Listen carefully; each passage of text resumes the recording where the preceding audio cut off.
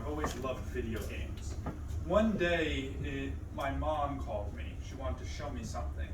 It was an Indiegogo campaign / fundraiser for an organization called Operation Supply Drop. Operation Supply Drop was a military charity that provided video game care packages to soldiers deployed overseas and recovering in military hospitals. I loved the idea. It was started by a veteran by the name of Steve. A little background on Steve. Steve was an Iraq veteran. He served 2 tours in Iraq, and he always found that his Game Boy helped get him for deployment. People really wanted to help, he noticed, but they just didn't know what veterans wanted. The military is made up of 19 and 20-year-olds. They're all gamers, or a lot of them are. So he talked about how people would send things that just they didn't want. Like one time his unit got a shipment of Harlequin romance novels. Now, 19 and 20-year-olds don't want that. So they use them as target practice. And he started OSD as a way to try and get video games to soldiers. When I saw this fundraiser, I loved it. I donated something insignificant. I think it was like $30. Unfortunately, it wasn't a very successful campaign, but he contacted me to thank me.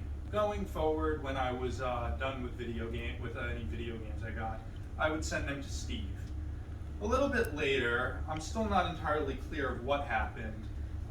Steve contacted me. He said he wanted to talk. He was forced out of Operation Supply Drop. He was forced out of OSD, and he was starting a new organization called Stack Up. He wanted me to head the New York chapter. I was really excited. Now, for the longest time, I was trying to figure out how to volunteer for OSD, and I couldn't. Now I guess Steve was desperate. But so I did some training. I met my boss, and I was certified and I was in it. Every Wednesday night there were weekly briefings where I learned which would talk about what's new, new protocol, that kind of stuff. Right off the bat, there were 3 main programs for the organization. There were the supply crates, the main one that we were started on, that sent video game care packages to soldiers deployed overseas and recovering in military hospitals. There were air assaults, the way in which Make-A-Wish sends kids with cancer to Disney. We send injured and disabled veterans to video game conventions. And there were the stacks, the local community groups. That was what I was doing. Most stacks were social groups for veterans, where they would go and game together and go out to drink together.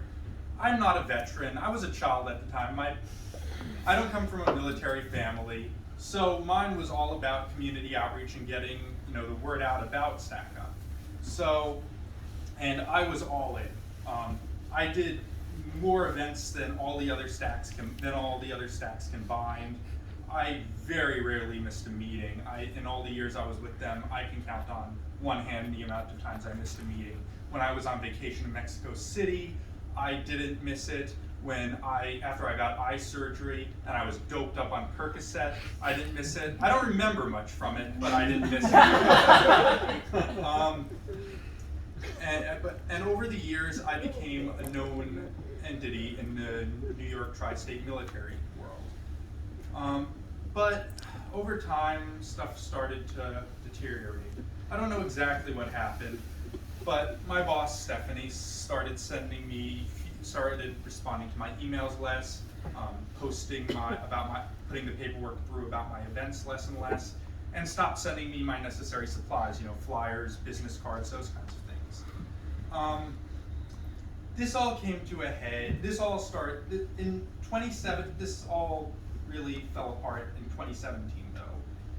Starting the new year off, actually it was 2018. Starting the new year off, they had announced a new system of doing things where all stacks got a budget to go to supplies and expenses. Before 2018, I didn't get enough supplies, but I got them. Once 2018 started and the budget was in place, I didn't get anything, nothing. Everything fell apart though in June. I was scheduled to have a table at an Independence Day event at Fort Hamilton. Oh, they charged for table space at these events. It had several thousand people. But for me, they made an exception. They said, listen, you provide a service for veterans, so we're happy to give you the space for free. But you need to come fully supplied. They had seen from past events that I didn't have enough supplies.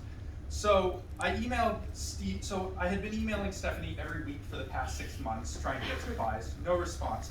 So this time I decided to email Steve and CC Stephanie. Steve responded angrily, "Did you get with Stephanie about this?" I CC'd him, I forwarded to him the past 6 months of emails that I sent to Stephanie. All of a sudden, one night, my StackUp email was deactivated, and I got a personal email from Stephanie telling me that my stack has been dissolved.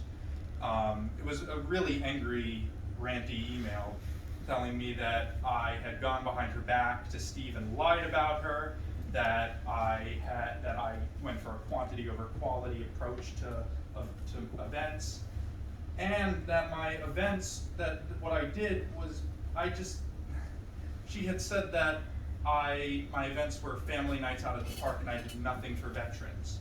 This was kind of ironic, given that that day I was in New Jersey at a veteran stakeholders meeting speaking, and I had been invited to that the month previously when I was honored at the reopening of an American Legion Hall in Weehawken, New Jersey, because I helped fix that up. And this was coming directly because I was emailing to get supplies for an event at a military base. That all ended. The next day absolutely sucked. I had to call people and cancel all the events I had scheduled. If somebody asked, most people I just said I'm no longer with StackUp. If somebody asked for further details, I said they were not happy with me. I guess they fired me. I wanted to keep my integrity intact, so I made sure not to badmouth them.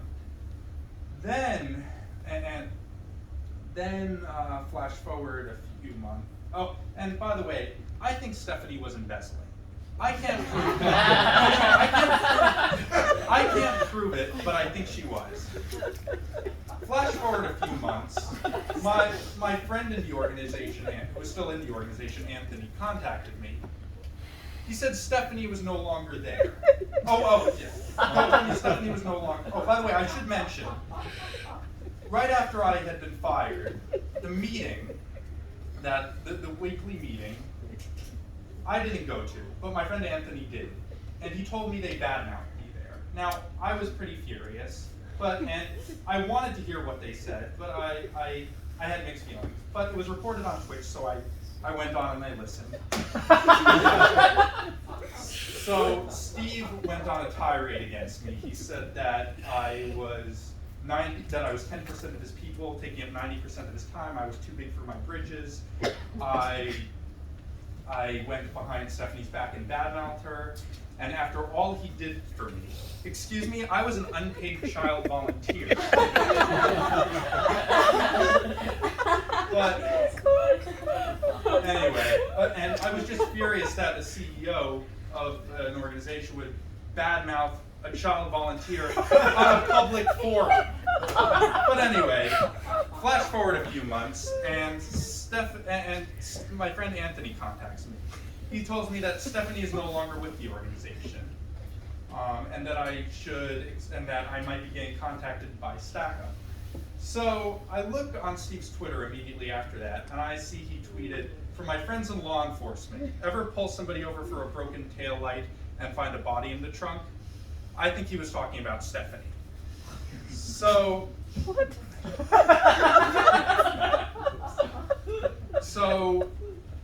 and then what do you know? Steve contacts me. Apparently Stephanie wasn't entirely truthful with him, and he wanted to know if I would come back. Now, I felt really torn. I really liked the work I did. I really liked the people who I worked with. I really felt like I was making a difference in the world. But Steve had no problems attacking me on a public forum and just believing somebody without even getting any input from me. So I actually genuinely tried to talk to him and talk things through and figure it out. But in the end, we just didn't see eye to eye, and that part of my life was over. So, something funny though, over the next, for over a year, I was still getting contacted by people who thought I was still at Stack Up and wanted some information because they had my business cards. So, that part of my life is over. Yeah.